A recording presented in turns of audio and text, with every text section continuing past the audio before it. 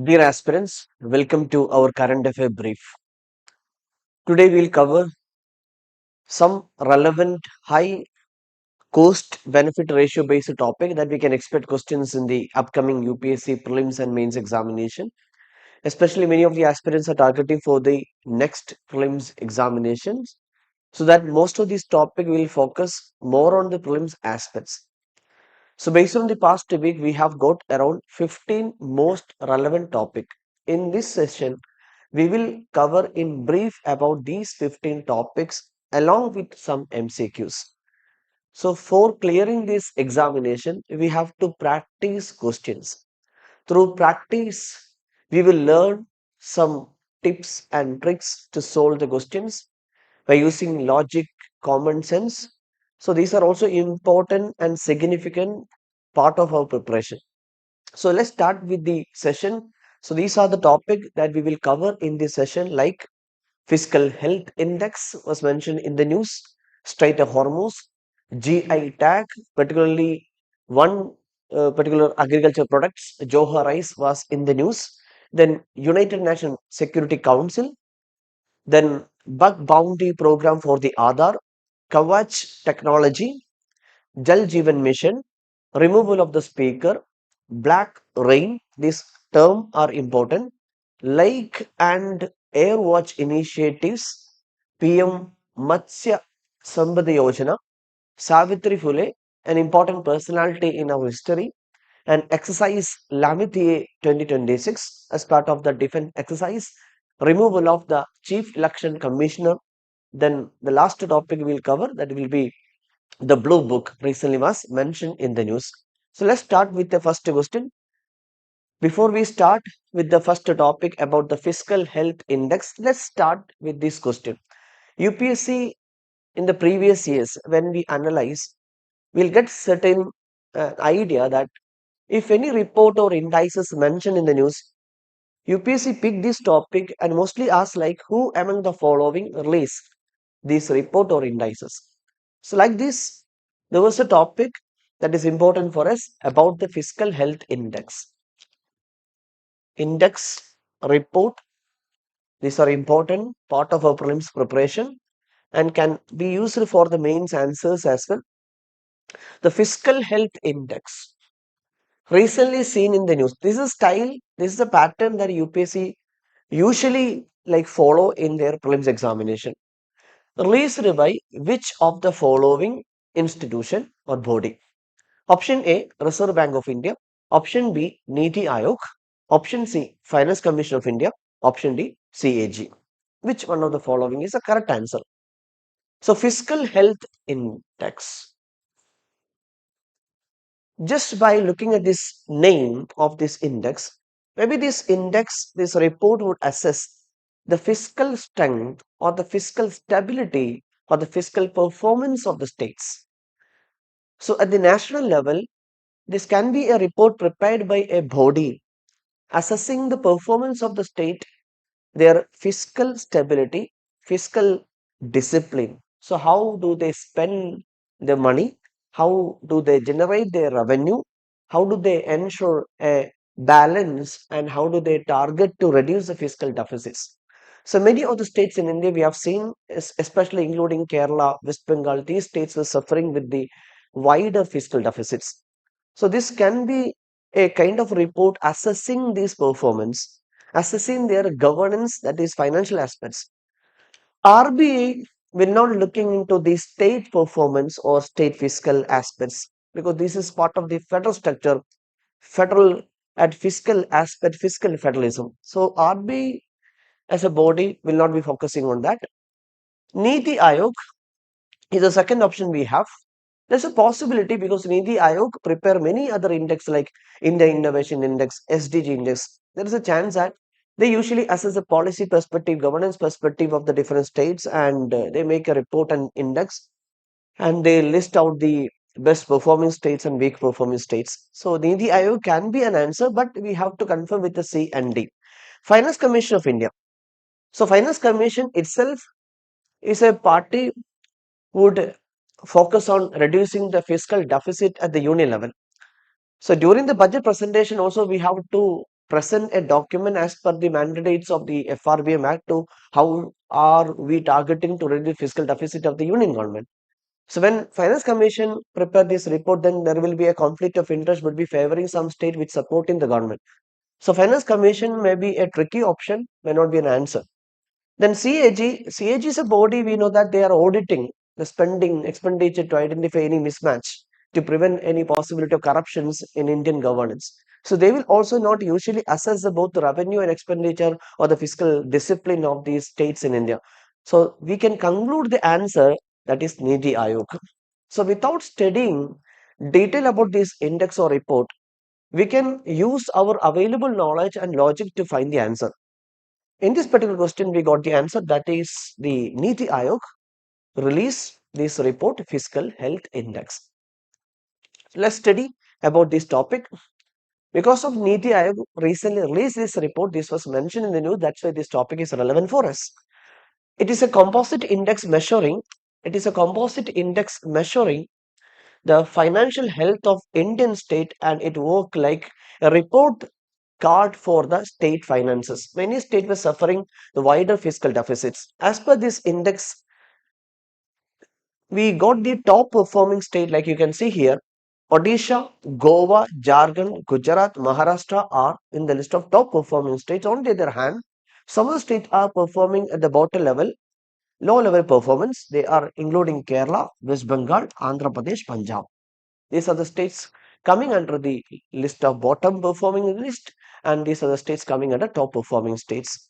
So there are certain indicators which is also sometimes important, which are also sometimes important, because question can be like this way: which of the following are the indicators of this fiscal health index? So just for exam perspective, you can just read the quality of expenditure, how do they spend their money, the revenue mobilization, fiscal prudence, and debt index and debt sustainability.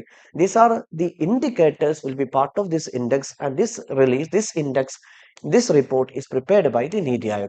These are the major facts that we have to study. Now moving on to the next topic, we can learn this topic through solving the question. I think you're aware about the Iran-Israel conflict recently, because this escalation happened in our West Asian regions, and that has affected the global trade and global supply side of the crude oil. In this context, one important strategic location was mentioned in the news, that was Strait of Hormuz. So UPSC can ask a question with respect to these important strategic locations or these straits. Earlier UPSC in the prelims examination asked questions like about the Strait of Malacca, Strait of Bab el Mandab, or maybe about some questions which located in these areas, West Asian region like Mediterranean Sea, Red Sea, like that. So if similar kind of questions are asked in the future like this, we can try to solve this question to learn what exactly and where this particular strategy location is located, and what are the significance of this particular Strait of Hormuz in the global economic trade. With reference to Strait of Hormuz, consider the following statement. Three statements type questions and options were given here. Let's read each statement. Statement 1, it connects the Persian Gulf with Red Sea.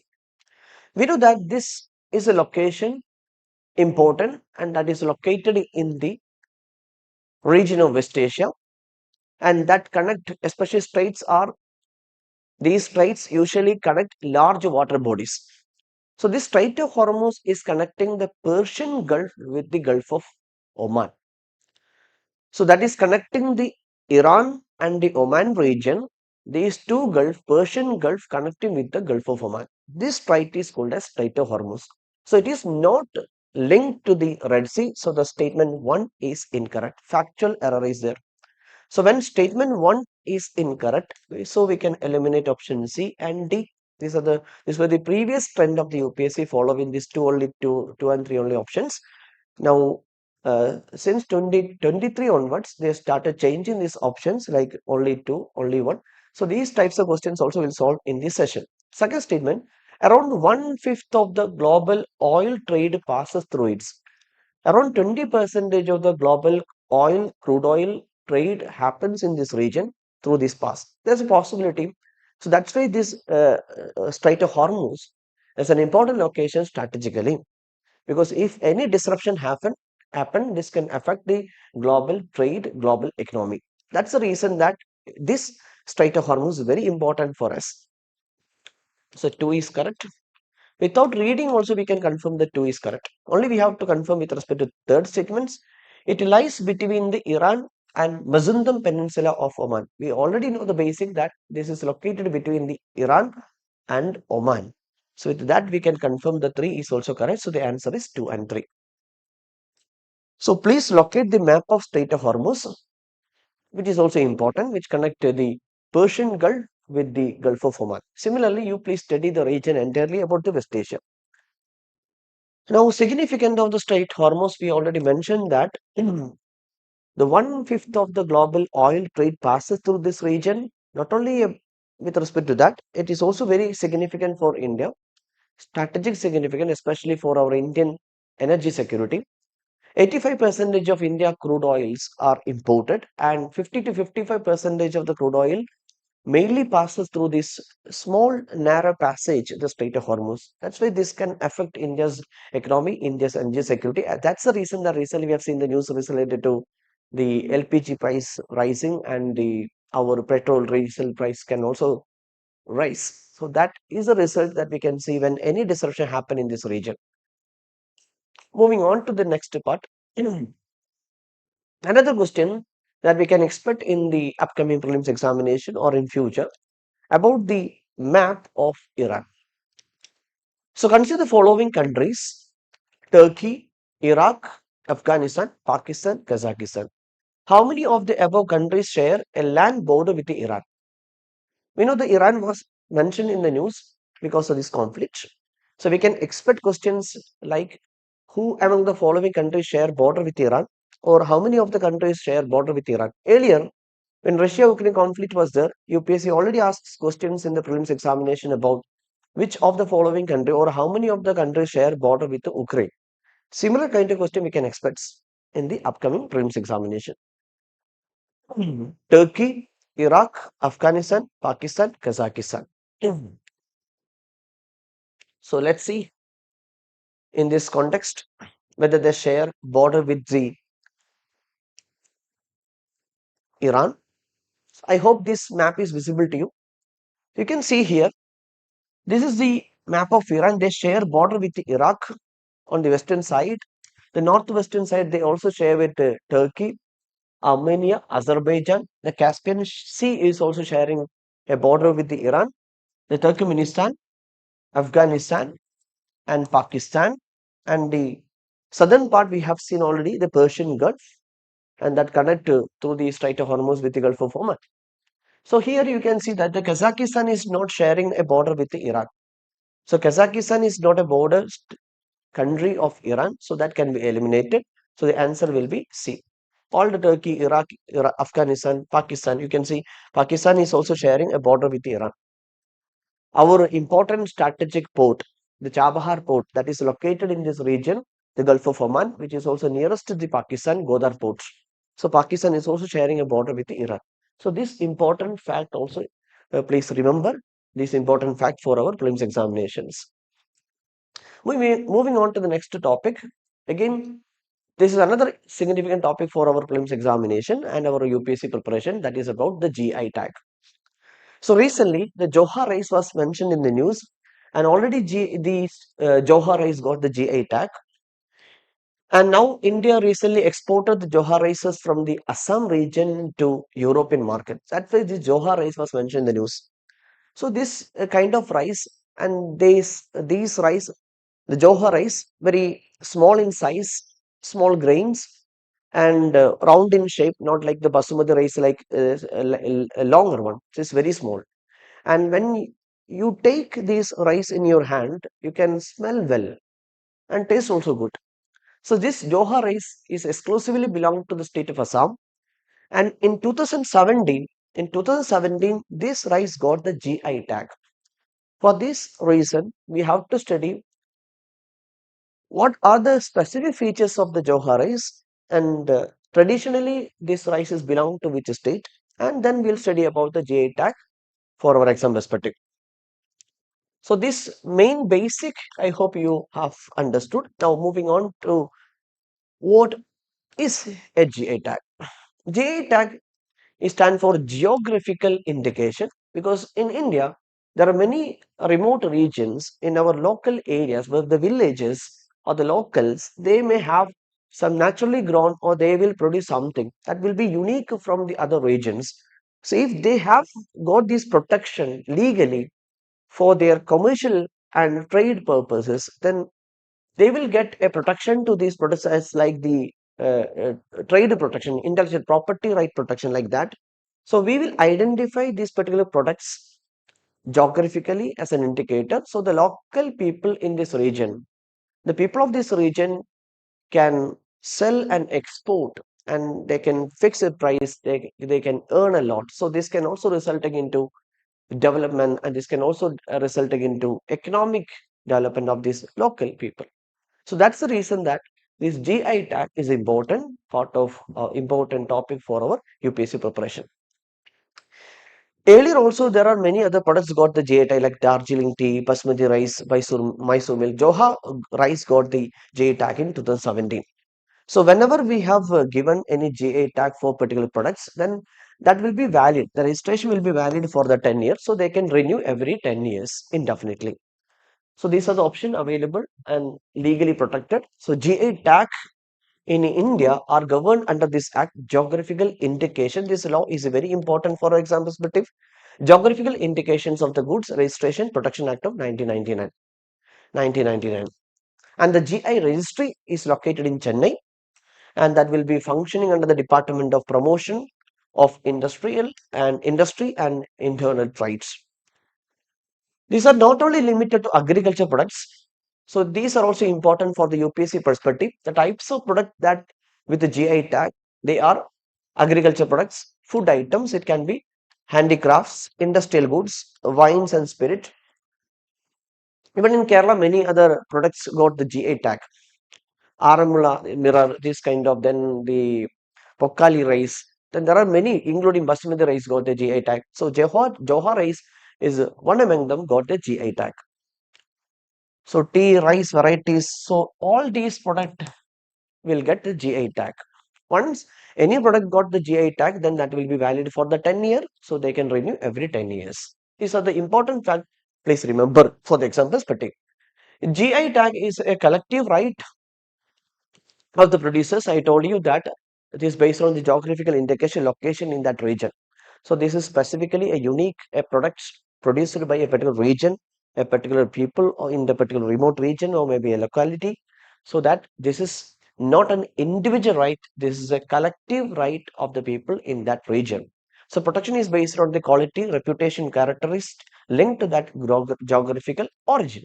The benefit of the GA tag is also we can just understand legal protection against any misuse of the product name, an exclusive right to producers of that region, promote exports and market value, and protect the traditional knowledge and culture, and support rural development and local artisans. These are the important significance of the GA tag in India. Moving on, let's solve a question about with respect to GA tag, geographical indication. With reference to geographical indications, consider the following statement. GI tag product linked to a specific geographical region. By the name itself, we know that the indication or the GI tag is given to a specific product that is linked to a geographical region, like the Joharis belong to Assam region. Traditionally, they cultivate and they mostly use these Joharis. We have seen Joharis when we went to these regions of the northeast, especially Assam. In India, GI tag are governed by the geographical indication of the Goods Registration and Protection Act. Yes, we have already studied GA Act 1999 is a law that is governed in the GI tag in India. The protection granted to the GI tag is valid for the 20 years. What we studied, when we give a GI tag to a particular product, then that will be valid for 10 years. So then they can renew this registration of the GI tag every 10 years. Once we have given the GI tag for a particular product, then that will be valid for 10 years, not 20 years. For example, Johar rice got 2000 in 2017, then it will be continued till 2027 because of 10-year registration validity is there. So it is not 20 years, the validity of the GI tag. Once it is registered as a GI tag product, then it will be valid for 10, not 20 years. So third statement is incorrect. 1 and 2 are correct. So answer will be 1 and 2. Before we start with the next topic, before moving on to the next topic, we have a question with respect to United Nations Security Council. So the next topic that we'll study about UN Security Council. Let's solve this simple question. Who among the following are the members of the UN Security Council? Recently, UN Security Council was in the news in the context that India, uh, along with the Saudi Arabia and other country, co-initiated, supported for the resolution to ensure de-escalation in the West Asia regions after this Iran-Israel-US conflicts. Especially, they have attacked many oil refineries. So this is the reason that the UN Security Council again coming in the news. China, Germany, France, Russia. So, which of the following countries are permanent members of the UN Security Council? In UN Security Council, we have P5 members, permanent members. They are 5, and we have non-permanent members. They are 10. So, 10 plus 5, total 15 members are there in the UN Security Council. So, who among the following are, or which of the following countries are the P5 members of the UN Security Council? That's a question. So to remember the P5 members of the UN Security Council, we can use the techniques like the first to rise.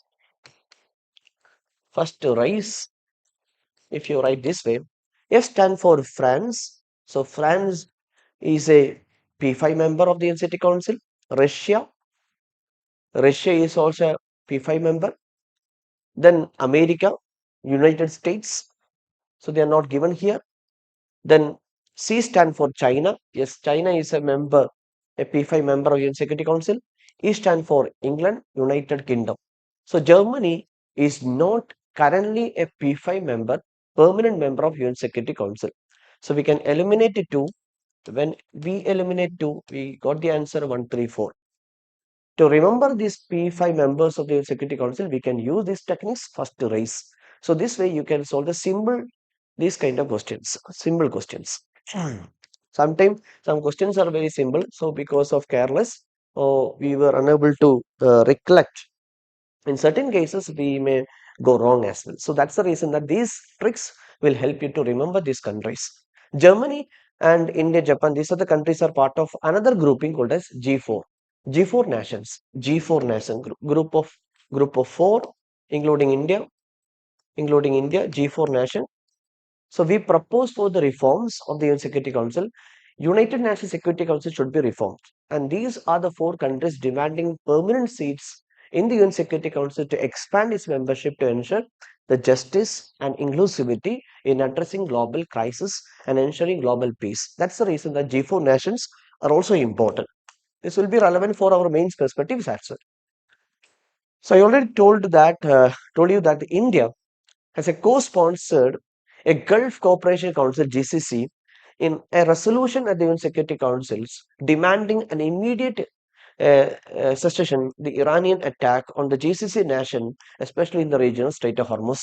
That's the reason that this UN Security Council came in the news. Was established in 1945 through the UN Charter, and this organization was part of the 6 important organs of the UN body, and the headquarters of the UN Security Council is located in New York. Maybe sometime these facts can also be coming in our prelims examination. Total of 15 members. The permanent members are the 5s. Already we studied about these 5 members: US, UK, France, Russia, China. And we have non-permanent members. They are 10, and they will be elected for the 2-year term or selected for the 2-year term. So India is not currently the member of the UN Security Council. India was member earlier, but now India is not part of the UN Security Council. The powers of the security councils are important. So they have these powers like imposing economic sanctions, authorize peacekeeping missions, and approve military action, call for ceasefires. So decisions are legally binding on all the members of the UN, but they enjoy a veto power. When any P5 member is opposing in certain resolution, then that cannot be implemented. This veto powers of the P5 members were criticized. That is also important. Moving on to the next topic, we have a question before we start with the topic. The bug bounty program are mainly used to bug bounty program. Option A, promote software export. Option B, identify cyber security vulnerabilities. Option C, develop artificial intelligence tool. Option D, train government employees in coding. So, mostly related to AI technology. Let's solve this question. We don't have any idea about the bug bounty program, but what we know, at least you may be familiar with the term bug. Usually in technology, in IT, or in related to the computer technology, we know that bug is something related to error, some insect affecting our computer or our laptop, so technology. So something is there, some error is there, some mistake is there, some insect is there, some problem is there. So with this logic, we can try to solve this question. So option A say that promote software export, but we know that bug is something related to an error, a mistake, and attacking our technology or computer. It can resulting into maybe some problem with our the accessibility, working and functions of the computer. So it is not A. Identify cyber security vulnerabilities. So this statement has a certain word like vulnerability, cyber security challenges. So can be B, but we cannot conclude it right now. We just have to read through the C and D. Option C, develop AI tools, artificial intelligence tool. Again, this is dealing with the positive side of the development of AI. So it is not dealing with a problem. So C can be eliminated. Then the option D, train government employees in coding. Again, this is a positive aspect of training government employees staffs adaptable to the coding. Again, a new skill they are learning. So nothing related to an error or a mistake. So we have only one option left, that is B. So that is identifying the cyber security vulnerabilities. So answer is B. Even with this logic or my common sense, we can try to solve these questions if they have asked. Now we can study the topic, the bound boundary program. In the context of Aadhaar, it was recently mentioned in the news. We know the body about the UIDAI, Unique Identification Authority of India. Previously, it was established in 2009 as part of the Planning Commission, now currently the Niti Aayog. It was initially an executive body. Later, after the passage of the Aadhaar Act, this body became a statutory body. And now this board is responsible for issuance of this Aadhaar. And we know that everyone of you may have the Aadhaar card with a 12-digit number. Someday question can be asked about Aadhaar as well. So earlier also they have asked about Aadhaar. Uh, are these mandatory for insurance products? So are these mandatory for the public government scheme program? So this kind of question can be expected in the future examination. And now this topic is relevant.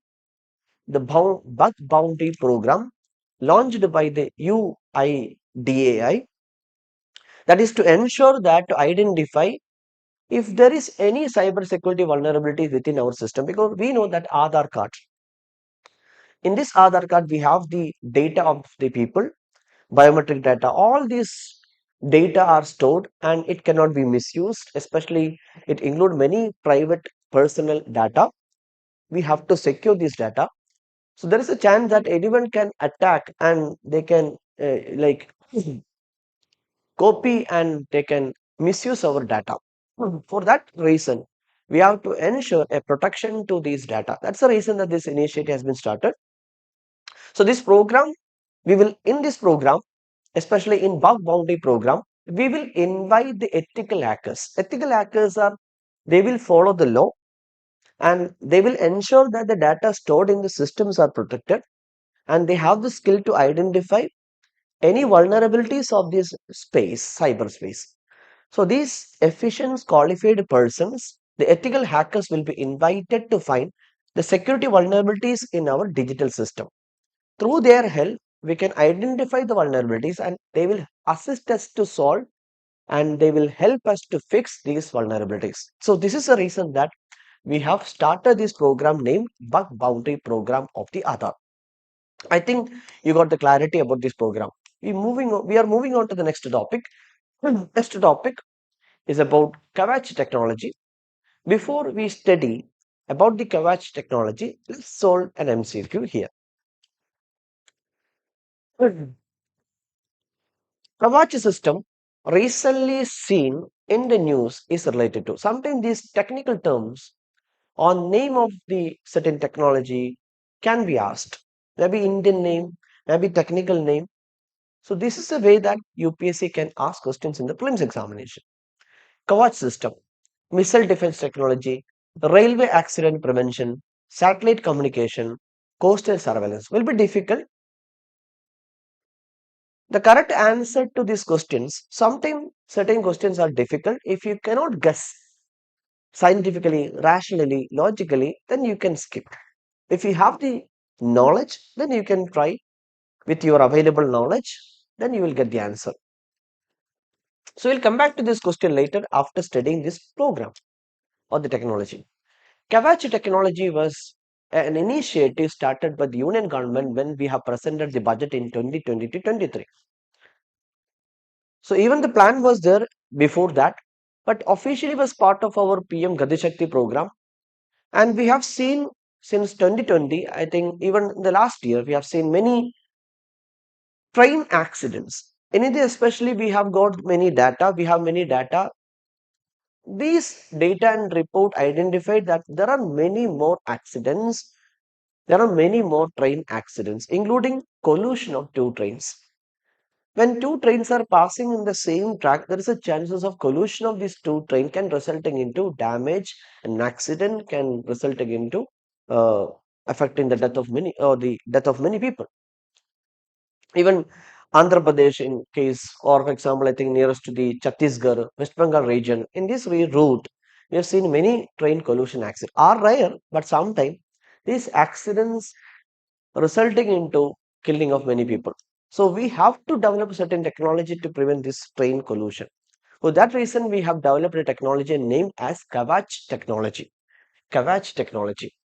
So when the same track you can see here, when train are coming on the same track on the opposite side, there is a possibility of collision of these two trains, and that can resulting into big damage, a disaster. To prevent this by using the satellite and GPS system, we will give the signals to the both the train, and this automatic train protection system will allow to stop and apply this brake to stop this train, preventing collision. So this system is developed by the Research Design and Standard Organization. Now we have launched the Kavach 4.0. So mainly for the exam perspective, we have to remember Kavach technology used for preventing train collision and train accident. That is the main purpose of this Kavach technology. With this knowledge, you can solve this question. It is something related to railway, and that is to prevent collision of the train and preventing accident. So the answer will be B. So benefit of the Kavach technology reduces accidents caused by human error, improving railway safety, that is also important, increases operation efficiency, and current development of the Kavach technology we have installed already in the major route of Delhi Mumbai and Delhi Howrah, that is to Kolkata regions. So how does it work also we'll discuss through signals given into the train, so then it can apply the automatic brake system, so it will stop, so it can prevent the collision of these trains. Even we have seen incidents of the three trains collision in the earlier, I think 2023. Now moving on to the next another important topic, you're aware about the Jal Jeevan mission, and this initiative is implemented by the Ministry of Jal Shakti, a new ministry later we have started, Ministry of Jal Shakti. Ministry of Jal Shakti launched Jal Jeevan mission in 2019. Now the deadline of the Jal Jeevan mission will be extended to 2028. So this is why the Jal Jeevan mission is recently mentioned in the news, Jal Jeevan mission 2.0. So we are targeting to connect the water connectivity to rural areas, all the rural household, at least 55 liters of the water per person per day. That is the target of this initiative of the Jal Jeevan mission. So at least please understand the objective and who implement this initiative, and when did this scheme was launched? In 2019. So each rural person should receive at least 55 liters of safe drinking water. So many rural areas in India, especially Rajasthan and some region, were affected by the water stress, water shortage. So now the Indian government is connecting all the rural areas and rural household. They will get sufficient functional water tapping facilities through this program. So through that, we can even achieve our sustainable development target, SDGs targets. So we can solve a question about the funding pattern under the scheme Jal Jeevan Mission. So you might have aware about, or you have some idea about the two types of scheme: centrally sponsored scheme, center sector scheme. Recently, with replacing the name of MGNRGA with the enactment of Vikasit Bharat Act, we have seen the conflict of this and the fiscal federal aspects, or the conflict of sharing fund between center state, especially for achieving the objective of certain important schemes. So generally, the central government schemes are classified into two: centrally sponsored scheme and center sector scheme. And major difference is mainly about the which government will take all the fund required for the implementation of the scheme. In this case, a centrally sponsored scheme. So in these types of scheme, both the sender and states will share the funding for the implementation of the scheme. Some cases maybe 50-50, in some cases 60-40 ratio. Especially in some cases, if the states are very weak, underdeveloped, or least developed, then they will get more fund from the central government. So majority of the share will be taken by the central government, like 80-20, 90-10, like that. Centrally sponsored schemes usually target a larger audience or larger people, because to implement this kind of scheme for large sections, it would definitely require more funding. So central government cannot meet these financial requirements. For that reason, they will approach the state and they will expect the state will collaborate with the central government as part of the cooperative federalism and fiscal federalism, with the help of the state contributing a part of certain funds. So then we can implement the schemes effectively, targeting a large number of people. So like this way, Jal Jeevan Mission, we can expect questions.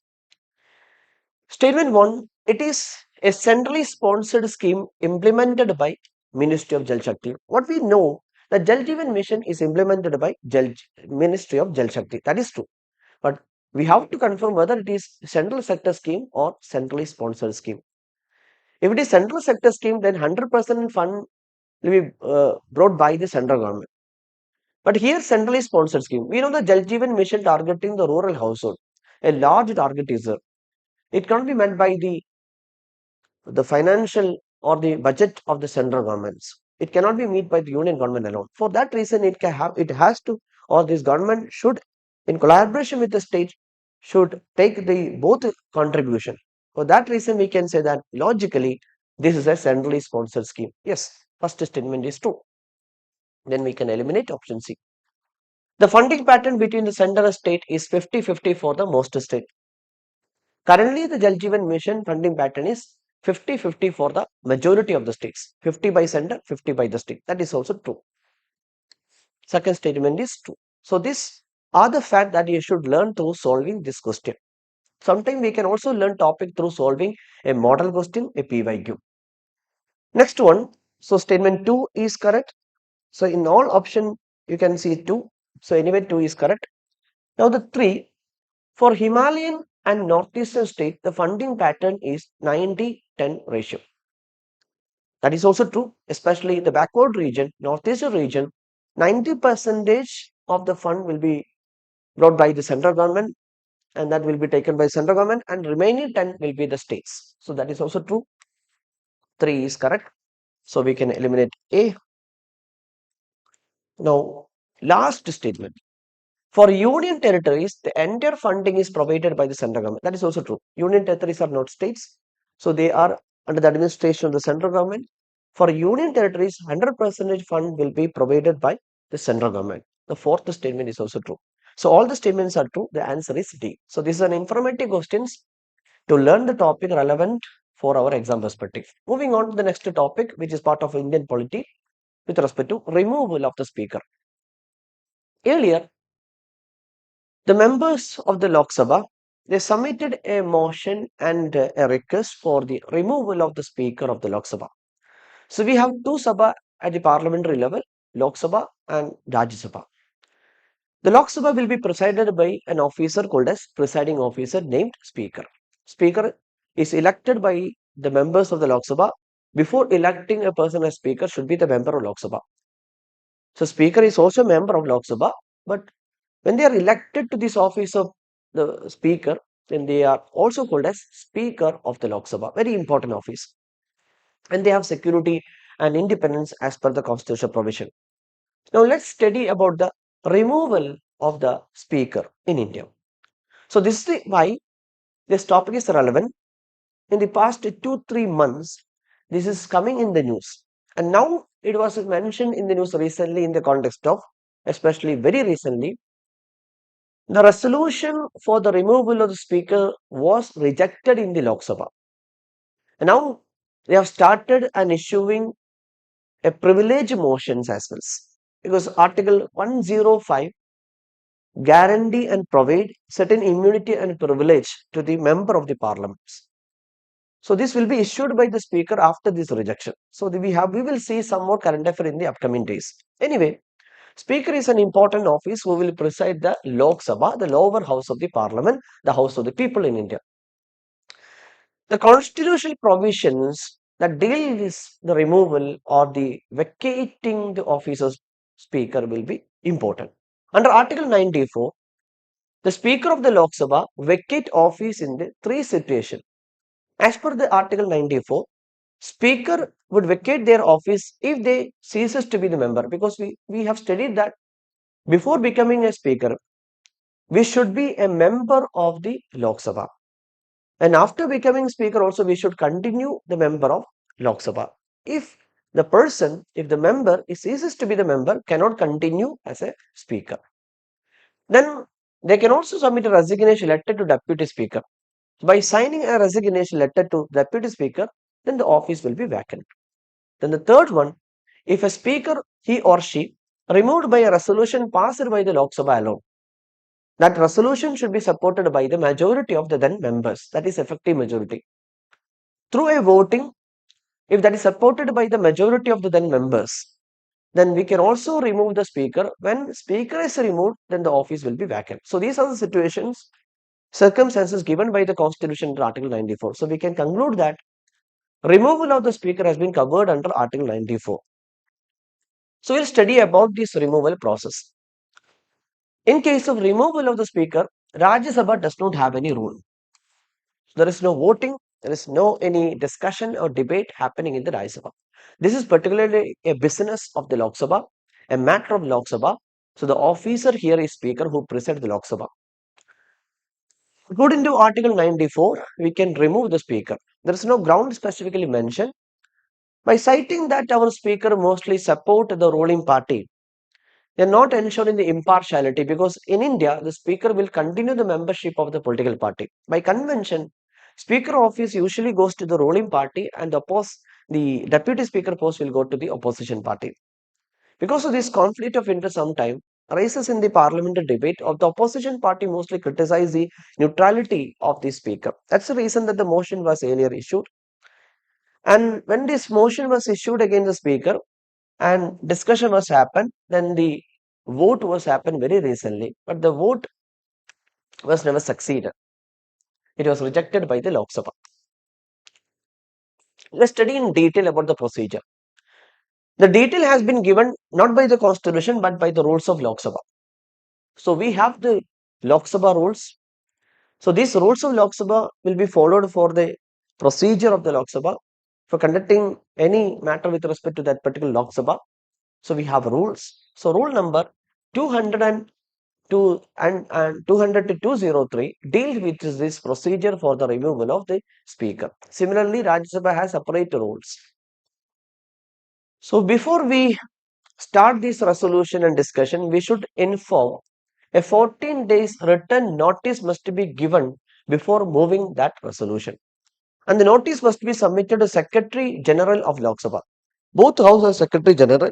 So Lok Sabha has a separate Secretary General. So we will submit this notice to the Lok Sabha Secretary General, and for the motion to be admitted, at least minimum 50 members must support for this motion. Then only this will be admitted. If fewer than 50 members, if 50 is not met, less than 50 members are supporting for that, then the motion will not be admitted. Even the motion for the removal of speaker will be admitted only if the 50 members support for that. So again, this is not an easy process, because the removal of speaker is a little difficult as compared to the election of speaker. For electing a speaker, we have to get a vote of simple majority. Simple majority, that is the majority of the members present and voted in that particular voting or election. So speaker is elected by the Lok Sabha with a simple majority, but the removal is different. So which the procedure is covered under the rules and procedure of the Lok Sabha. Then the debate would start. During the debate, the speaker cannot preside, where there will be a conflict of interest. So speaker, when the discussion and debate and the motion discussed is related to the removal of speaker, the speaker cannot preside the house. So, as a member will be participating in the discussion. So will not preside this house, deputy speaker or any other person, any other member, because we have the system like we have a speaker, then we have a deputy speaker, then we have panel of vice chairperson. If deputy speaker is not there, then any member of this list of panel vice chairperson can also preside the house. That means that the presiding officer here is not speaker. Speaker cannot preside the house when the motion or the resolution has started against the speaker, when that proceedings starts. The speaker can participate in the discussion and also voting. Speaker, like a member, any other member will participate in the discussion, will be part of this voting. Usually when speaker is preside the house, they cannot vote in the first instance. Whenever vote is equal, ties, then only the speaker cast vote. But in this case, speaker is not the presiding officer, so the presiding officer is different, either a deputy speaker or any other person. So speaker can vote and discussion, can participate in the discussion. So will act like an any ordinary member. So they cannot exercise the casting vote. Earlier they enjoyed as a presiding officer. If the resolution is passed with effective majority, the speaker is removed immediately. Effective majority means there are different types of majorities. For example, absolute majority. Absolute majority means the majority of the total strength of the house. For example, in Lok Sabha we have 543. The majority, more than 50% of 543 is equal to 272. This is called as absolute majority. Then another majority is called as simple majority. Simple majority, that means whoever is present and participated in the voting. Among these members of the house who were participated and voted, and we'll calculate the majority of that.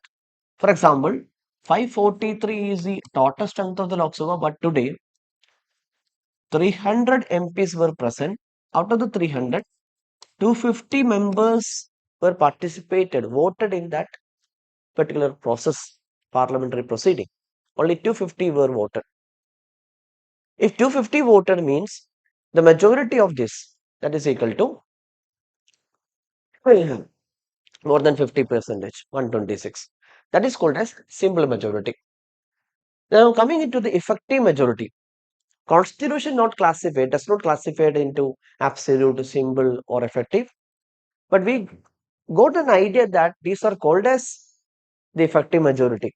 Majority of the members. Effective majority in constitution we can see it is mentioned as majority of the 10 members, that is equal to effective majority.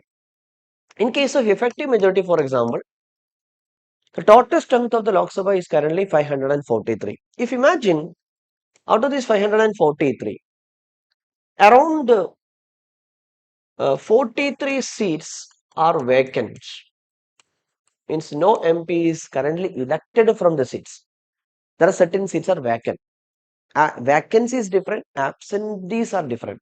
Absent means They are currently the member of Lok Sabha, but they are not currently present in the house.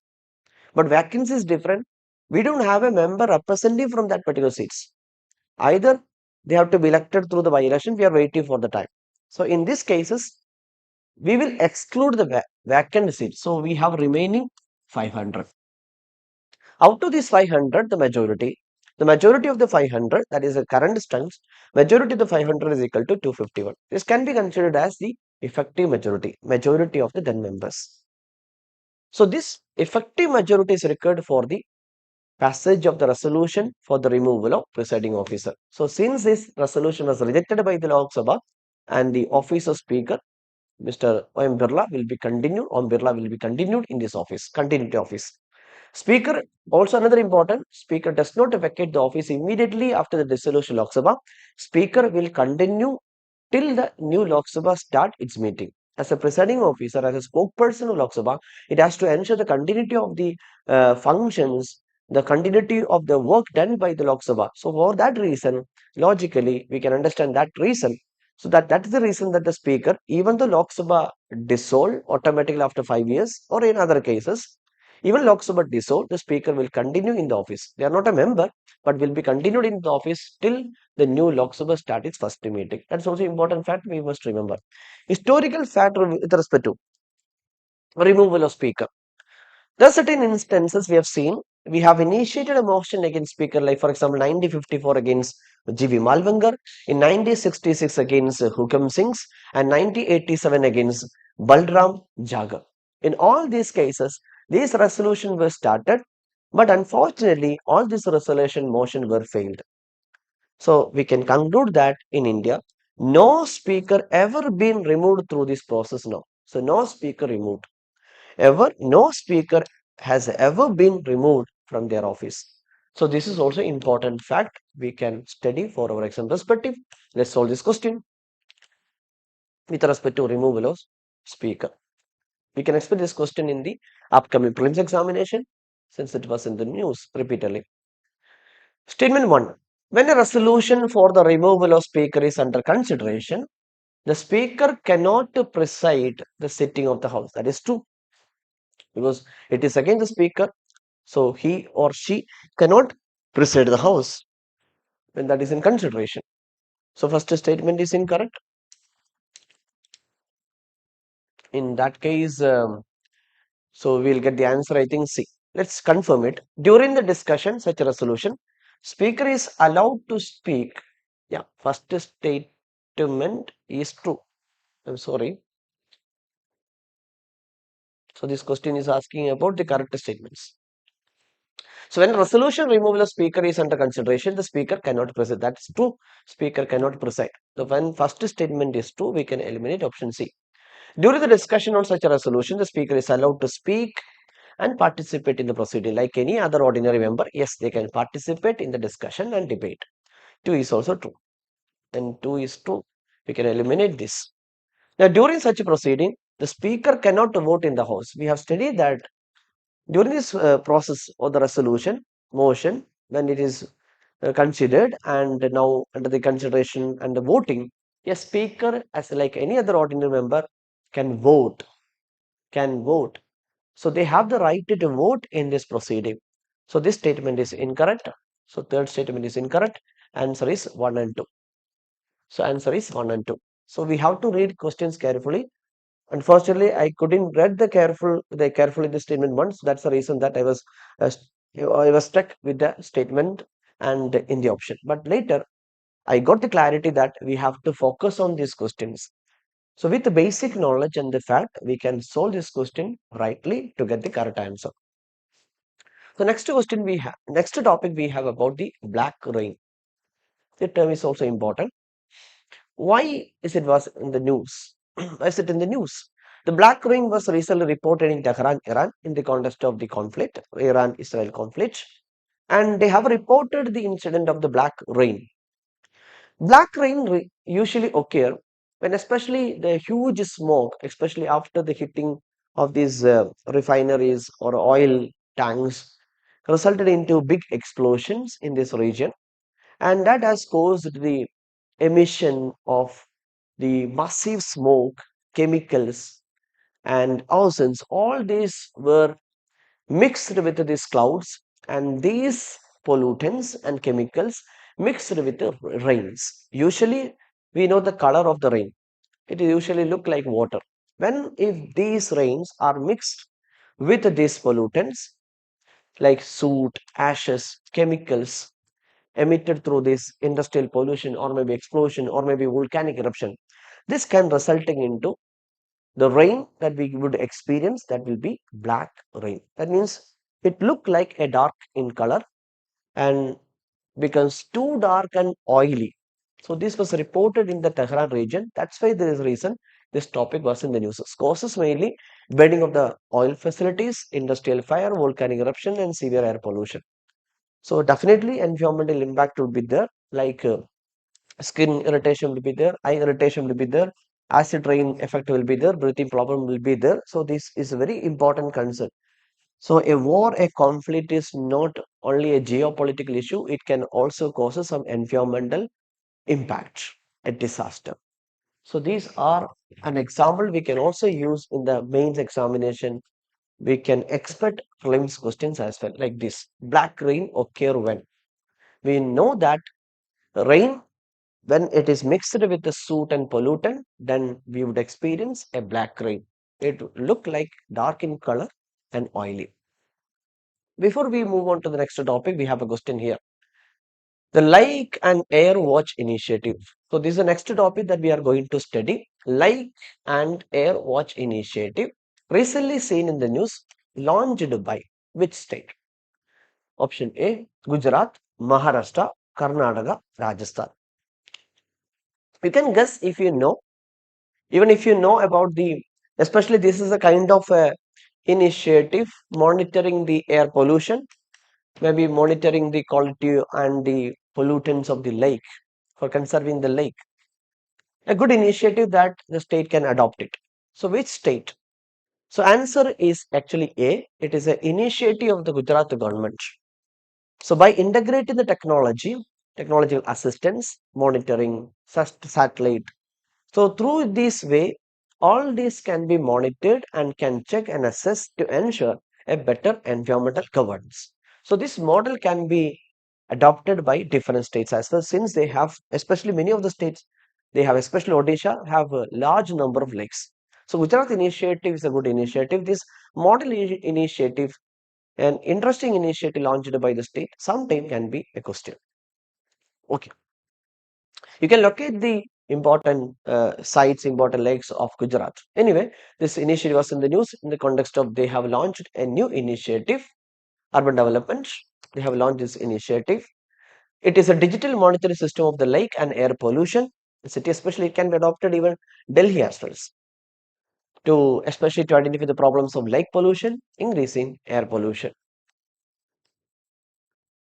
Now, next topic we have the PM Matsya Sampad Yojana. It is an initiative of the government, was recently in the news in the context of expanding the implementation to strengthen India's fishery sector. So this is targeting especially for the fishermen of the fishery sector. The three major objective of the scheme. This scheme was launched in 2020 by the ministry specifically for that fisheries, animal husbandry and dairying. And the three major goals that we have to increase our fish production, improve the income of the fisherman, and develop the modern fisheries infrastructure. Without the good infrastructure, we cannot enhance and we cannot develop this sector. So if we are going to improve and increase our fish production and fisheries sector, so we have to launch certain scheme targeting these people. For that reason, we have launched the scheme and we are expanding now. The most important point for the exam perspective economically, we have to know and we should know that India is a second largest country in terms of production. So India is the second largest fish producer in the world after China. So that is also why this topic is relevant and important. The major components are infrastructure development, modern aquaculture, and welfare of the fishermen. So at least please have an awareness about the schemes. Even when you read this name, Matsya, something related to fish, fisheries, so we can solve this question. Pradhan Mantri Matsya Sampad Yojana mainly focus on which of the following areas? We have to identify the correct answer. Increasing fish production, yes, that is true. Developing fisheries infrastructure, yes. Promoting deep sea mining. So this program is not targeting, not specifying, not focusing on the deep sea mining. So statement 3 is incorrect. The statement 1 and 2 are correct. So the answer will be B, 1 and 2 only. So this is the kind of question that we can expect. Even in future, you can expect the fact-based question about India's fishery sector. India is the second largest producer after China. Okay, remember that important fact. Now, another important topic, personality mentioned in the news, Savitri Bhai Phule. Savitri Bai Phule, and an important figure in Indian history. So, Union Home Minister paid a tribute to the Savitri Bai Phule on her death anniversary. Previously, before prior to 2 months, we have seen a birth anniversary was also observed.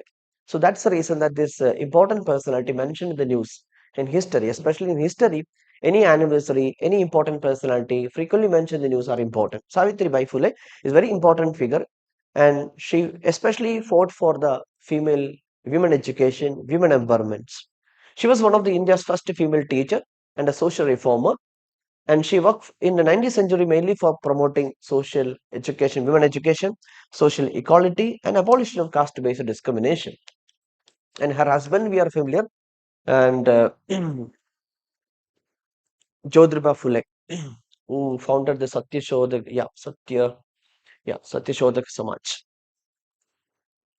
Satya Shodhak Samaj was co-founded by Savitri Bai Phule along with the Jodhirao Phule, was fighting against the caste oppression and caste discrimination, promoting equality.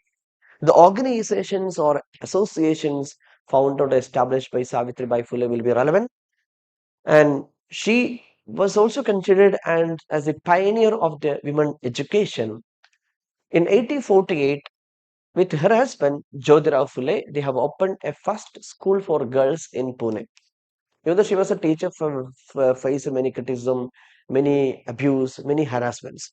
So she worked for the women empowerment, founded another organization, Mahila Seva Mandal, to raise awareness about the women rights. Social welfare initiatives, she started the Balhatya Pradibandhak Griha. Balhatya Pradibandhak Griha, mainly to prevent female infanticide and to protect the widows. She was against the Sadi and she was supported for the widow marriage. And the literature work also sometimes will be relevant. Let's study about the literature work authored the Kavya Phule and Bhavan Kashi Subodh Ratnakar. So these are the literature work of the Savitri Bai Phule for promoting education. Kavya Phule. Next, some more points. Social reform activities were education for the Dalits, welfare of the widows, prevention of female infanticides.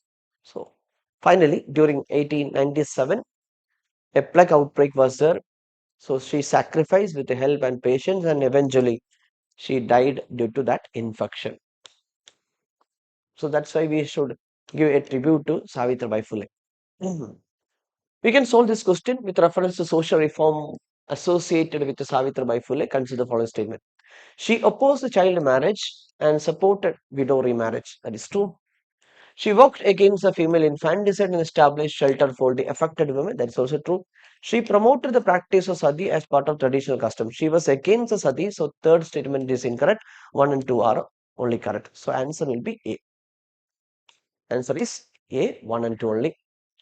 Next question we have before we study about this exercise, recently mentioned in the news, exercise Lamitier is a joint military exercise conducted between India and which country? The answer is Seychelles, an island nation located in Indian Ocean region. Recently, both these two nations conducted this friendly military exercise named exercise Lamitia. Lamitia means it is a language spoken in the Seychelles region that means friendship. Friendship. It's a military level, army level exercise between India and Seychelles. The location of Seychelles will be relevant. They are located in the just nearest to the northeastern part of our Madagascar. It's located in this region. the island nations, Seychelles will be relevant. So please locate the map clearly. You can check the atlas, you can check the Google to check the map location of Seychelles. At least please have an awareness about this initiative, the exercise, the Lamitier between India and Seychelles who are participating. Another important topic in Indian polity recently, now it will be coming in the upcoming days as well, related to the removal of the Chief Election Commissioner of India. So we have an independent constitutional body, Election Commission of India, to conduct election to President Office, Vice President Office, Parliament, and State Legislature. And this body originally was a single member body headed by Chief Election Commissioner. So Chief Election Commissioner has certain protection and security to ensure free and fair election. So we have to conduct election without any political interference. So we have a body secured and protected and enjoying constitutional status, protection. This body can ensure the conducting of this election with free and fair election. But recently, there was a criticism and allegations against the Chief Election Commissioner. Now, the opposition party yesterday submitted a notice before the Lok Sabha and Rajya Sabha. They are seeking for the removal of the Chief Election Commission, a rarest of the rare incident. Current Chief Election Commissioner is Ganesh Kumar. The opposition argued that they alleged that the partial conduct, that is, our Chief Election Commissioner in most of the cases are favoring the political party. And there are other charges were mentioned in this notice. Because of this context, because of this reason, now we have to study the procedure that we followed for removal of Chief Election Commissioner. Very important office. Article 324 of Indian Constitution established the Election Commission of India. That's why we say it is a constitutional body. Originally, it was established in our Indian Constitution provision under 324. Initially, a single member body, but later it has been expanded into a three-member body. Now, currently, we have Chief Election Commissioner and other two election commissioners. Now, with respect to removal of the Chief Election Commissioner under Article 324(5), Chief Election Commissioner of India cannot be removed except in the same manner and the same ground as a judge of the Supreme Court. So, will be removed similar like a judge of Supreme Court, because if election commissioner can be removed very easily whenever any political party in power, if they are not happy about the work of the election commission because they want to influence in the election, in such cases they can easily remove and appoint the chief election commissioners. To prevent this executive interference in the affairs of the functioning of the election commission, we have given some security to this office. For that reason, we know that the removal of the Supreme Court judge, removal of the High Court judges are not easy, little difficult. So removal of the election commission will be same as like the Supreme Court judges. Recently also another news was current affair related to a removal of the Supreme Court, removal of the High Court judge of the Allahabad High Court.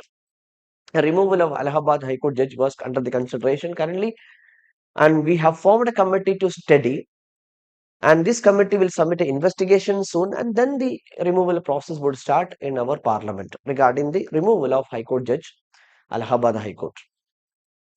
So what is the removal procedure here? So we should understand the procedure for the removal of Chief Election Commissioner, similar like the judges of Supreme Court or judges of the High Court.